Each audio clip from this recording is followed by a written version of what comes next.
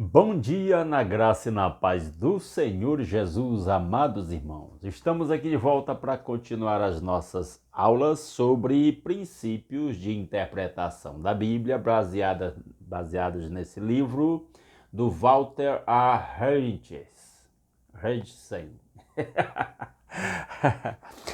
E hoje vamos para uma nova etapa. São os princípios históricos de interpretação. Capítulo 4, princípios históricos de interpretação. Regra de número 18. Desde que a escritura originou-se num contexto histórico, só pode ser compreendida à luz da história bíblica. Esse princípio é muito importante. Ele já vai antecipando. É fundamental, é importante para a correta compreensão e interpretação do texto bíblico ter algum nível de conhecimento da história onde cada texto foi escrito, como vivia aquele povo, quais eram os seus costumes, informações históricas, data, época, quem escreveu, para quem, com qual objetivo. Isso ajuda muito na compreensão do texto. Os princípios históricos tratam do cenário histórico do texto. Para quem e por quem foi escrito o livro? Está perguntando. Por que foi escrito? E que papel desempenhou o cenário histórico na formação da mensagem do livro? Quais os costumes e os ambientes do povo?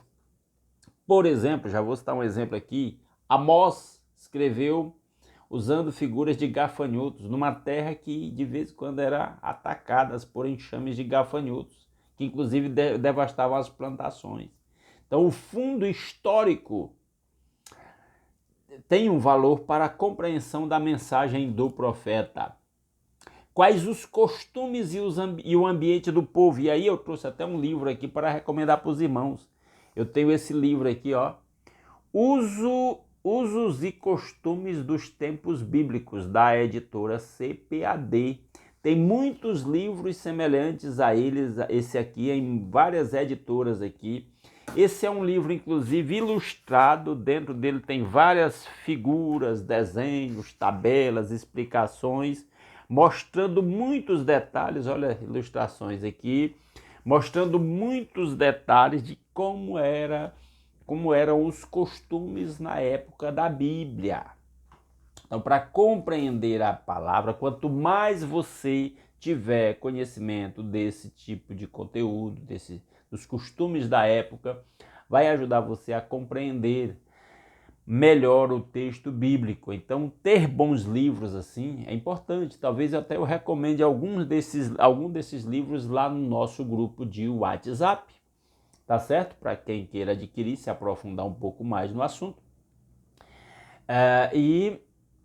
Isso é um princípio válido, é um instrumento válido. São desse tipo as perguntas que você procura responder quando considera o aspecto histórico do seu estudo. Quando você começar o seu estudo de uma passagem bíblica, imagine-se um repórter em busca de todos os fatos. Bombardeie o texto com questões como estas. Por exemplo, a quem foi escrita a carta ou o livro? Qual foi o quadro de fundo do escritor?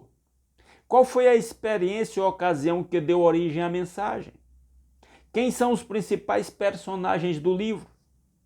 Eu tenho uma leitura nesse canal aqui, uma leitura bíblica diária. Hoje nós lemos Atos capítulo 16 e eu estava mostrando que Paulo sai com Silas de Antioquia.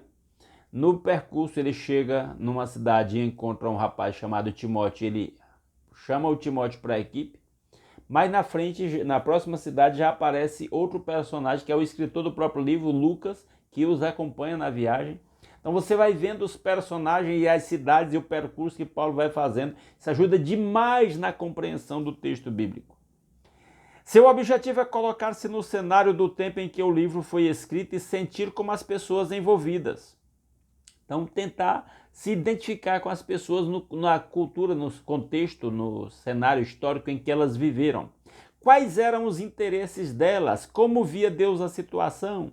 Se puder, tome o pulso do autor conforme ele se expressa. Por exemplo, A gente fala do casamento em Caná da Galileia em João capítulo 2. Evangelho de João capítulo 2. E aí no meio da festa acaba o vinho. Não sei se você sabe, mas as festas de casamento naquela época duravam entre 3 a 7 dias. Isso faz uma diferença nessa questão de entender por que foi complicado o vinho acabar no meio da festa. E porque Jesus transformou 3 vasilhas que cabiam até 120 litros em cada uma em vinho. Né? Um breve repasse do livro de Gálatas pode ajudar a focalizar a importância desta regra. A igreja do Novo Testamento, quando Deus lhe deu o nascimento, era judaica. Ele está usando o livro de Gálatas, a carta de Gálatas, como um exemplo. O povo escolhido do Velho Testamento era hebreu. E foi dentre os judeus que Jesus escolheu os seus discípulos. No dia de Pentecostes, Atos capítulo 2, os não-judeus ou gentios convertidos eram todos prosélitos do judaísmo ou a este convertidos. Inclusive estavam lá em Jerusalém para a festa do Pentecostes. Estes primeiros seguidores de Jesus supuseram que o caminho para Cristo era através da religião judaica.